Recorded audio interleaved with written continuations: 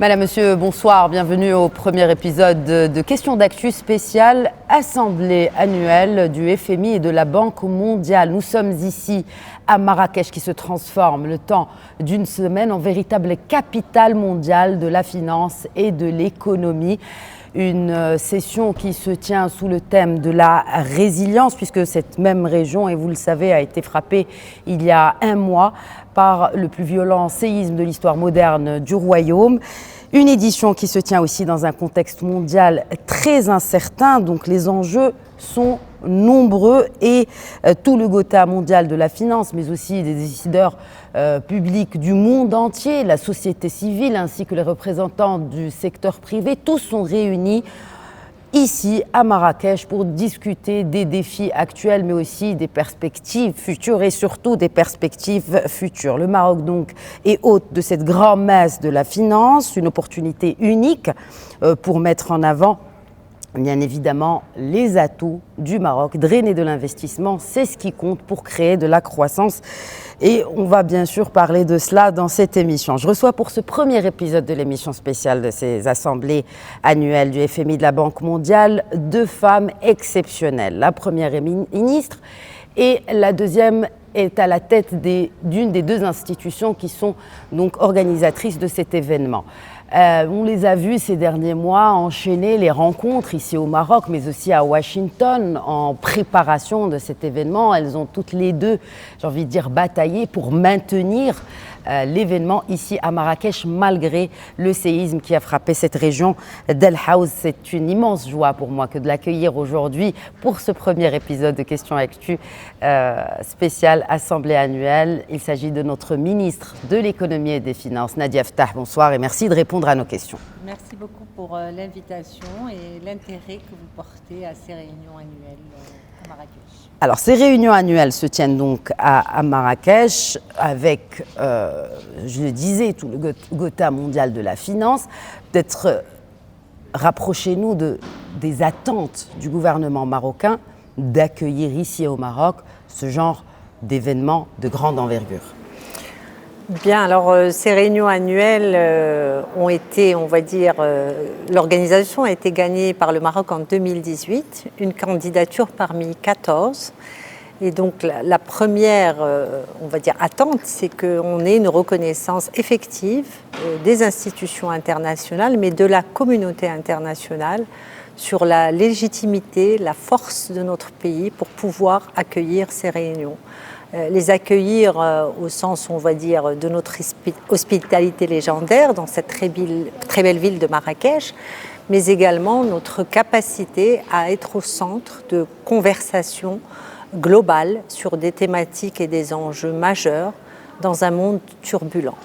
Donc, ce qui est important pour nous pendant ces réunions, c'est d'abord montrer ce qu'est le Maroc, continuer à expliquer ce que le Maroc est à la communauté internationale, ce que nous avons accompli et ce qui reste à faire sous la vision éclairée de Sa Majesté, et porter la voix, on va dire, du Sud global qui a grandement besoin d'un renouveau, on va dire, de ce monde financier. Alors, il s'agit aussi, on va en reparler un peu plus tard, de parler de reconstruction, notamment de cette zone sinistrée par le séisme qui a frappé donc cette région de El Haouz le 8 septembre dernier. Vous, en tant que gouvernement, justement, comment voyez-vous les perspectives des institutions de Bretton Woods, donc le FMI et la Banque mondiale, surtout après l'avènement de ce triste séisme ? Bien, il est entendu que quelques heures après cette tragédie humaine d'une ampleur, on va dire, inédite dans notre pays, la question s'est posée d'abord au Maroc parce qu'il s'agissait de donner la priorité. Et Dieu merci, encore une fois, la gestion de la crise a été exemplaire sous les orientations de Sa Majesté, mais au niveau des institutions également. Et donc de façon responsable et solidaire, nous avons eu cette conversation avec les deux institutions pour dire que le Maroc doit porter secours d'abord aux victimes du séisme, mais surtout continuer. Quand on me parlait de relance, j'ai dit on ne va pas relancer parce qu'on ne va pas s'arrêter. Et notre pays aujourd'hui a cette capacité par la diversité de ses forces, de ses expertises, de pouvoir mener de front le contexte, et Dieu sait qu'il a été turbulent depuis quelques années, mais la trajectoire et la vision et garder le cap. Et je pense que nous avons convaincu les deux institutions sur nos capacités à le faire. Et surtout, nous les avons convaincus que leur mission, c'est celle-là. Ils ont une mission d'aide au développement, à préparer un futur meilleur, plus inclusif pour la jeunesse, mais être prêt pour tous les chocs. Et je pense que c'est vraiment ce message que nous portons ensemble pour dire que la vraie vie, c'est des crises inattendues qui peuvent être d'une ampleur aussi forte, mais continuer la coopération, le partenariat et la foi en l'avenir. Quand vous parlez des générations futures, je ne peux m'empêcher de penser à l'impact que pourrait avoir le niveau d'endettement actuel du Royaume du Maroc sur les générations futures, justement, parce que ce sont des prêts à long terme. Et aussi, bon, il y a eu la ligne de crédit du FMI pour le Maroc. Ensuite, il y a tout juste une dizaine de jours, a été annoncé un nouveau emprunt de 1,3 milliard de dollars, toujours de la part du FMI. Un point, Madame la Ministre de l'Économie et des Finances, sur le niveau d'endettement du Maroc. Est-ce qu'il doit inquiéter? Est-ce qu'il doit inquiéter aujourd'hui? Mais surtout, est-ce qu'il doit inquiéter les générations futures? Très bien. Moi, je pense que c'est extrêmement utile et je vous remercie de poser cette question pour qu'on appelle une clarification et qu'on arrête toute confusion sur ce sujet. Notre pays, jusqu'avant Covid, était dans des niveaux d'endettement plutôt autour de 60%. Et c'est la gestion de la crise du Covid qui a fait que nous avons atteint les 70% et quelques de taux d'endettement. Ce qui est le cas pour beaucoup de pays. Enfin, je pense que c'est une tendance mondiale. Voilà, et je pense que c'est pas moi qui était au gouvernement dans cette poste, et je ne peux que saluer les décisions qui ont été prises pour gérer la crise de Covid et toutes les mesures courageuses, vigoureuses, rapides qui ont été prises. Parce que c'est facile de venir après et dire c'était pas bien, mais on est debout, et parce que sous les orientations de Sa Majesté, des décisions ont été prises vite et bien, et ben, il y a un prix à payer, c'est le taux d'endettement. Et ce taux d'endettement est celui-là aujourd'hui. Alors, quelle est aujourd'hui notre position en tant que gouvernement qui doit préserver, on va dire, les fondamentaux macroéconomiques et les améliorer? Et quelle est la conversation qu'on a avec des partenaires tels que le FMI qui regardent encore de plus près que vous notre niveau d'endettement? Ce que nous disons, c'est que nous nous sommes engagés pour qu'à compter des 3 prochaines années, nous commencions à baisser le taux d'endettement. Mais aujourd'hui, nous ne l'aggravons pas. Nous avons besoin de maintenir ce taux d'endettement à peu près 3 ans pour ne pas compromettre la croissance. Parce que la vraie solution pour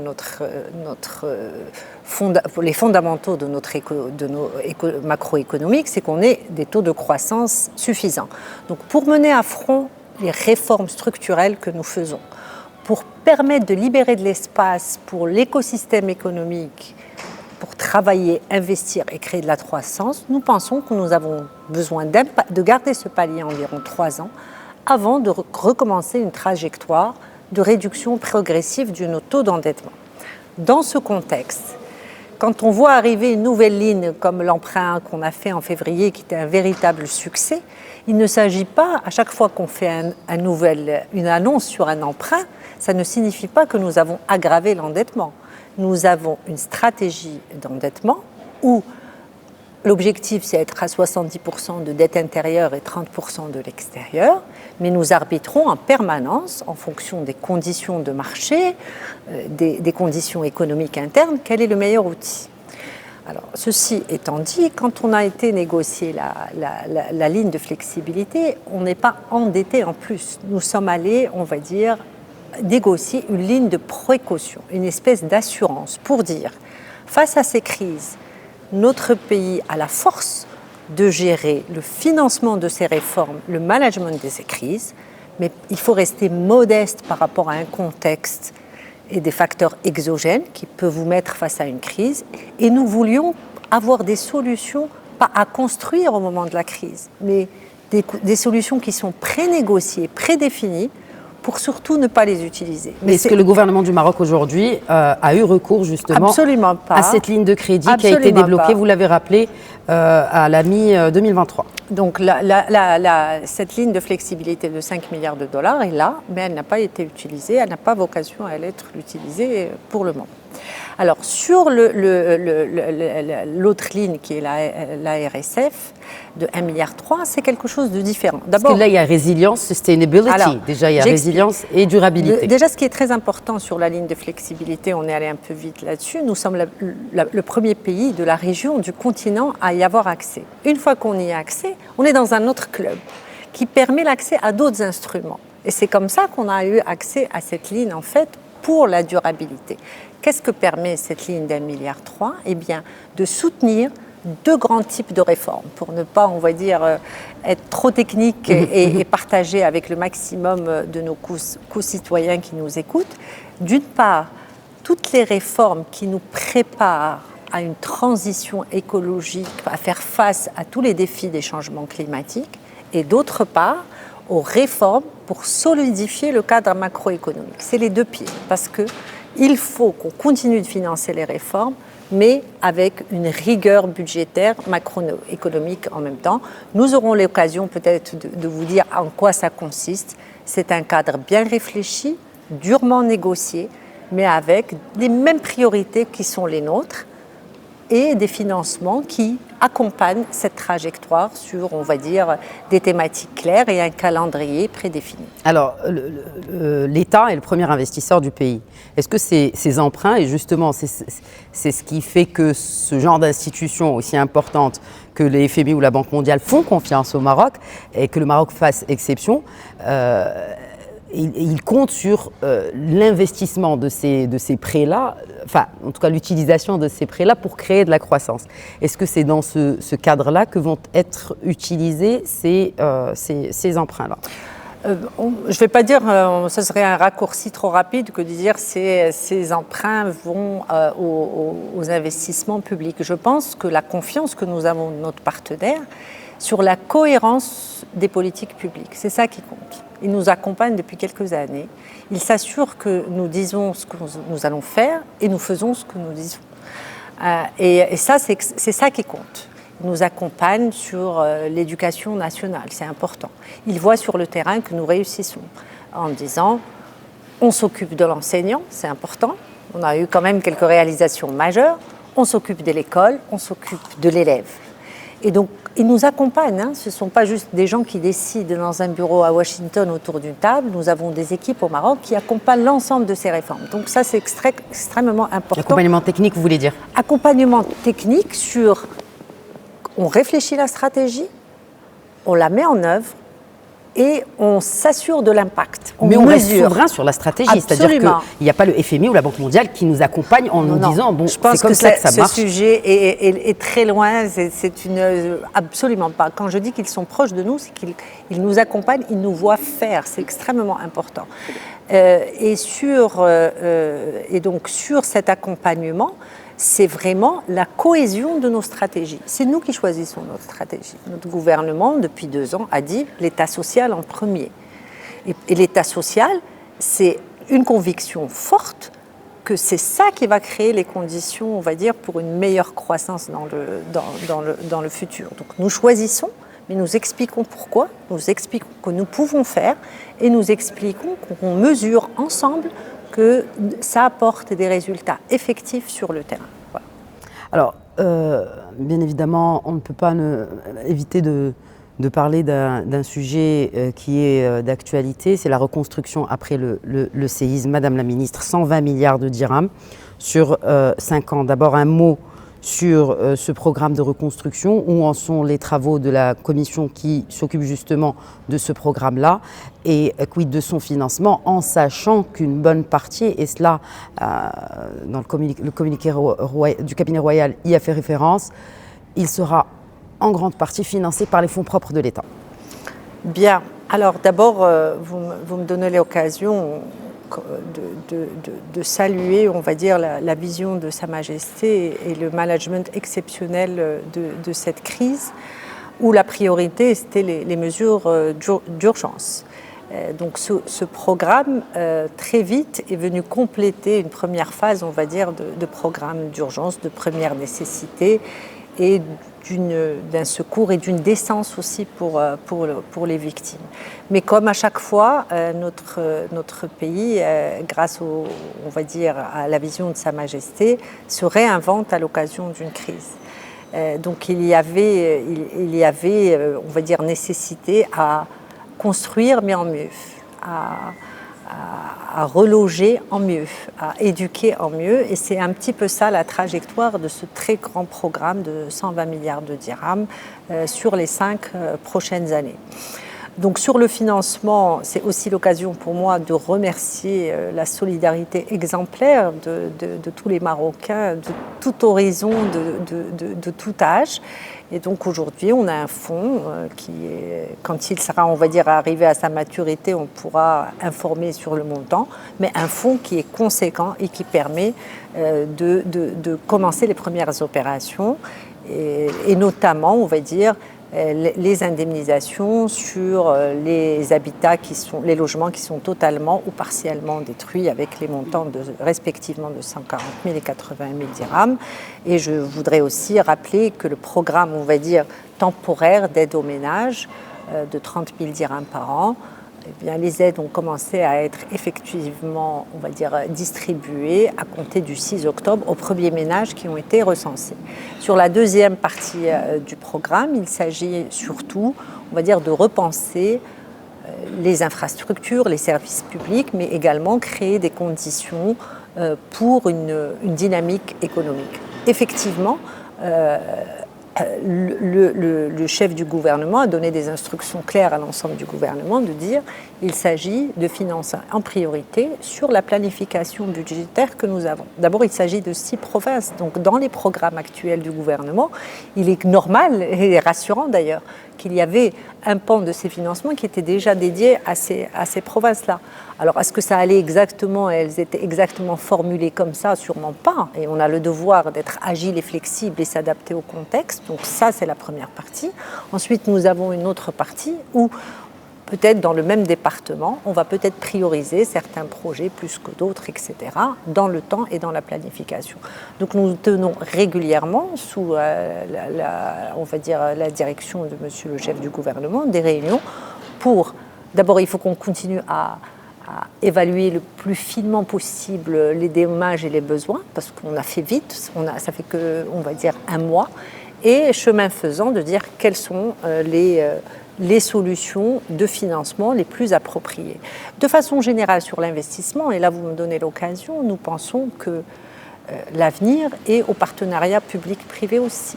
Ce n'est pas quelque chose que nous ferons que pour ce programme des 6 provinces, mais également sur beaucoup d'autres investissements publics, puisqu'aujourd'hui, sur des chantiers comme les énergies renouvelables, le dessalement de l'eau, même la santé, il y a des investisseurs rigoureux, disciplinés, ambitieux, qui peuvent accompagner cet élan de l'État. Vous les ciblez ici à Marrakech? Parce qu'ils doivent être présents, j'imagine. Des investisseurs sérieux, professionnels, capables d'apporter de la valeur, je peux vous dire qu'on les cible là où ils sont, à Marrakech aujourd'hui, mais partout dans le monde et en tout moment, parce que nous avons un véritable portefeuille de projets très solide, qui intéresse énormément d'investisseurs. Je ne vous cache pas que, on va dire, ce momentum qui est présent pendant cette dizaine de jours à Marrakech est sûrement propice à davantage expliquer ce que nous voulons faire et ce que nous sommes capables de faire. Juste pour revenir au chapitre de la reconstruction, Madame la Ministre, est-ce qu'on parle d'une prime d'assurance paramétrique de 250 millions de dollars après le séisme? Est-ce que le Maroc va pouvoir recevoir cette prime d'assurance? Évidemment, nous avons donc un fonds de solidarité pour les catastrophes naturelles et je pense que là aussi, c'est ce que je disais, que le Maroc qui se réinvente après les crises. Je pense qu'on a eu quelques séismes malheureux avant à Al-Hoceima. et je salue le travail, on va dire, qui a été fait par tous nos prédécesseurs d'avoir créé ce fonds et qu'il existe aujourd'hui. Et évidemment, les réassureurs vont commencer, on va dire, à nous indemniser dans les prochains jours selon le calendrier et les clauses contractuelles qui nous unissent.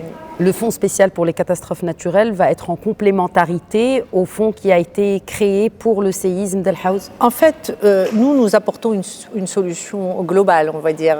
Après, il sera temps d'expliquer peut-être ces mécanismes, mais à la fin de la journée, ce qui compte, c'est que c'est exactement comme ce qu'on disait de la FCL ou la RSF ou tout ça.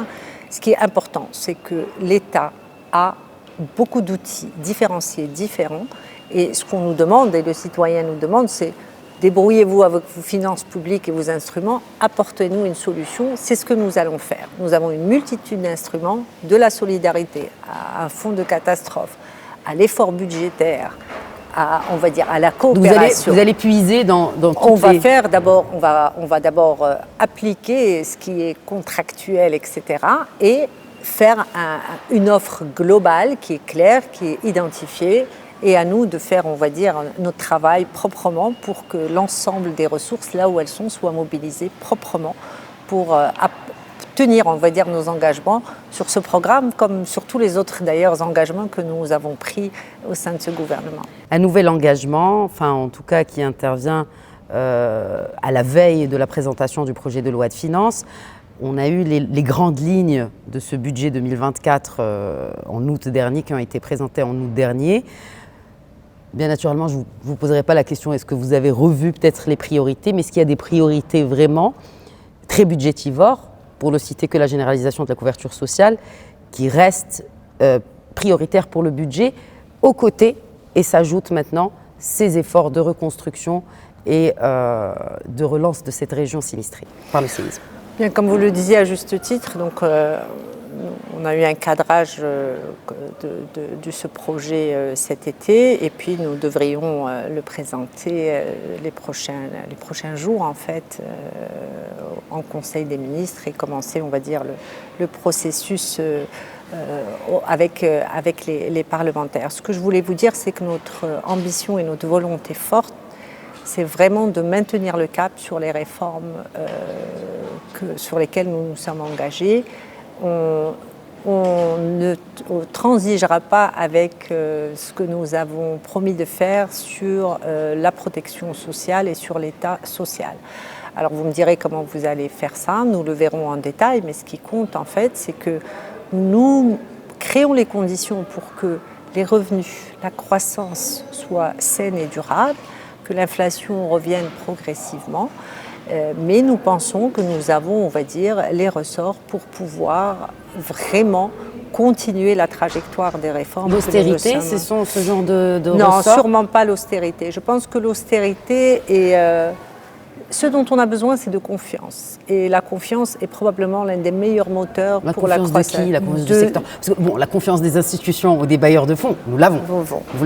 La confiance de l'investisseur est extrêmement importante. Et je pense qu'un État qui dit « je vais continuer à investir comme principal investisseur », et je ferai en sorte que cet investissement profite aussi au secteur privé, parce que le dernier déchet des marchés publics, la charte d'investissement, c'est pas l'État continue à investir, mais l'État continue à investir et en fait bénéficier davantage le secteur privé. Le secteur privé est le relais de la croissance future, on en a besoin, mais nous prenons nos engagements pour dire, on l'a déjà pris, on a dit voilà ce que nous allons faire pour vous créer les conditions propices pour plus d'investissement, mais on les soutient, on continue. Et le message de confiance est fondamental et je sais qu'on peut compter sur eux dans cette dynamique. On peut compter bien évidemment sur eux. Est-ce qu'on peut compter aussi sur le gouvernement pour faire par exemple de la lutte contre l'inflation une priorité ? Alors c'est une priorité la lutte contre l'inflation et nous avons pris une panoplie de mesures, vous les connaissez, mais pour en rappeler, on va dire quelques-unes. D'abord le prix de l'électricité, je pense que ça passe un peu sous silence, mais le prix de l'électricité a été maintenu malgré, on va dire, un coût des intrants et des énergies qui a vraiment flambé en 2022. C'est quelque chose que nous avons fait volontairement et que nous avons avons soutenu. Nous avons pris des actions transversales sur le transport, par exemple, qui était quelque chose où le citoyen qui a besoin d'une marchandise, en fait, a continué à payer un transport qui est raisonnable, et pareil pour les gens pour leur mobilité personnelle. Et surtout, le soutien au monde agricole, parce qu'au final, on s'est retrouvé avec une inflation qui était pas mal concentrée sur les produits alimentaires, et donc nous avons réduit ou carrément enlevé tous les droits de douane sur beaucoup d'intrants, sur les semences, etc., pour un soutien, pour dire il faut que le prix de la tomate, de la patate, de l'oignon reste accessible, parce que le panier du ménage moyen au Maroc, ou des gens qui ont des faibles revenus... Ça dépend aussi d'autres facteurs qui ne dépendent pas peut-être de votre département. Nous n'avons Après, effectivement, c'est un débat. Notre département a dû, on va dire, casser la tirelire pour soutenir ces actions-là. Donc vraiment, il y a une panoplie. Nous avons fait de l'inflation vraiment un cheval de bataille qui est extrêmement important, sans compter que nous avons, dans le dialogue social, et ce n'est pas neutre, consenti des augmentations de salaire pour une très grande partie de la fonction publique. Le SMIC a été augmenté 2 années successives de 5%. On n'a pas pu effacer l'inflation, elle était à 6,6 fin 2022, elle devrait finir à 5,6 cette année, mais c'est une de nos priorités. Je pense que nous avons fait énormément, on va dire, d'actions et mis en place beaucoup de mesures pour la contrecarrer. Alors, il y a le principe de sincérité quand on met en place un budget, c'est dans la loi organique des finances. Et là, on a tablé sur une inflation dans les prévisions de la loi de finances 2023 qui devait se stabiliser autour de 2%. Nous en sommes loin aujourd'hui.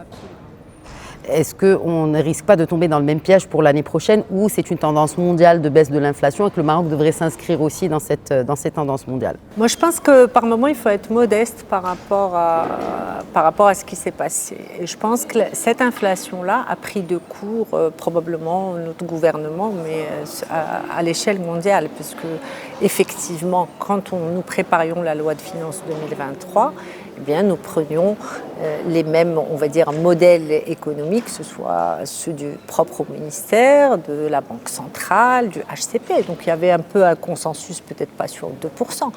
Mais au moment de préparer la loi de finances, et je le dis en toute modestie, je pense, et ce n'est pas propre à nous, mais chemin faisant, cette inflation on va dire, a été peut-être mieux comprise, mieux appréhendée. Et c'est pour ça qu'aujourd'hui, on a ces prévisions qui sont un petit peu différentes et corrigées. L'autre chose, c'est qu'au moment où la Banque centrale met en place des mesures monétaires pour contrecarrer l'inflation, où le gouvernement met en place des mesures pour contrecarrer l'inflation, eh bien certaines se vérifient plus rapidement que d'autres sur le terrain. Et donc nous ajustons de façon très proactive, très agile, pour que nous ayons un bon ciblage de l'inflation. Mais nous devons continuer à la combattre pour créer les conditions, on va dire, saines de croissance et soulager, on va dire, ceux qui sont les plus touchés par la hausse des prix. Vous avez parlé de cohérence au tout début de cette interview, Madame la Ministre. Est-ce qu'il y a une cohérence entre la relance budgétaire et la restriction monétaire, hausse des taux, et un gouvernement qui veut encourager l'investissement? Eh bien, il y a 6 mois, je vous aurais répondu oui, vous ne m'auriez peut-être pas cru. Et pourtant, il y a 6 mois, je disais que oui. Parce que chacun est dans son rôle, on va dire. La politique monétaire, enfin, je pense que la politique monétaire a le devoir de lutter, on va dire. Enfin, c'est vraiment une de ses missions principales. Après, on a des conversations qui peuvent être, on va dire, un petit peu animées avec la Banque centrale comme gouvernement, parce que ce que nous disons, c'est que il ne faut pas être trop restrictif, puisque d'un autre côté, les mesures que nous faisons, les efforts budgétaires que nous faisons sont là aussi pour impacter. Donc ce n'est pas juste une mécanique inflationniste qui suit son cours, mais il y a une gestion proactive. Aujourd'hui, on peut dire que chacun a apporté une partie de la solution et que nous abordons plus sereinement le sujet de l'inflation.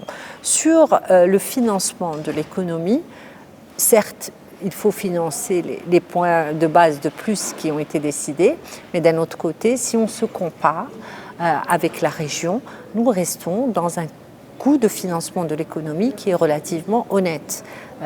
On me reprendra peut-être après cette émission à en dire c'est plus cher, oui c'est plus cher, mais ça reste compétitif Et allons chercher la compétitivité aussi dans d'autres sujets, en espérant que nos conditions macroéconomiques nous permettront de nouveau de revenir à des taux de financement peut-être moins coûteux pour les investisseurs et les entrepreneurs.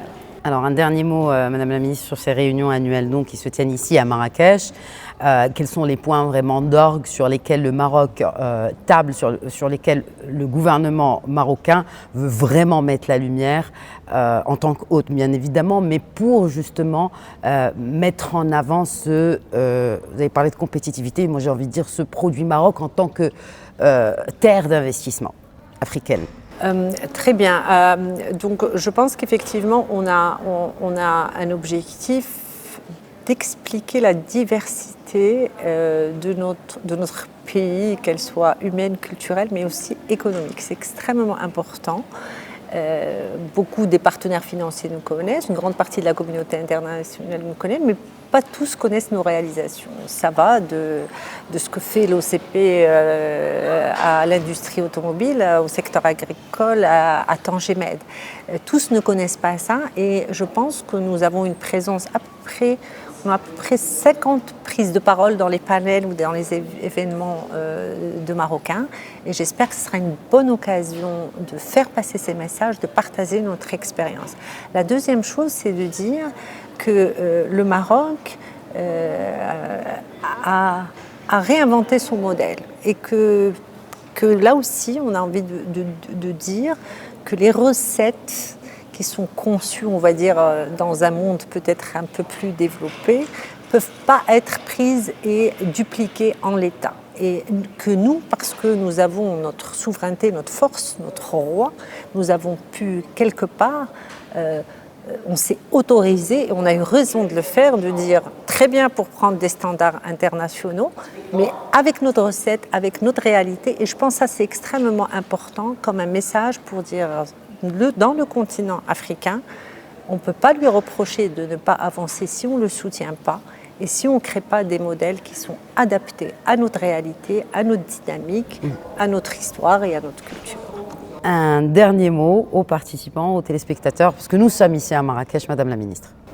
Eh bien, moi, je voulais remercier les Marocains pour leur solidarité. Pourquoi ? Parce qu'ils ont été solidaires pour nous aider à gérer cette crise et nous permettre en même temps de continuer la trajectoire. Et ce que je veux dire, c'est que cet événement est celui de tous les Marocains, de toute la jeunesse. 450 étudiants dans les universités, dans 5 universités marocaines, s'occupent de nos délégations de 189 pays. Ils sont à la fois le visage du Maroc dont nous sommes fiers, une jeunesse éduquée et talentueuse, mais c'est aussi une jeunesse qui va s'assurer que nous travaillons tous pour un monde meilleur pour eux, parce que ce monde leur appartient à eux, que j'espère être plus inclusif, plus équitable et plus sage à l'avenir. Voilà.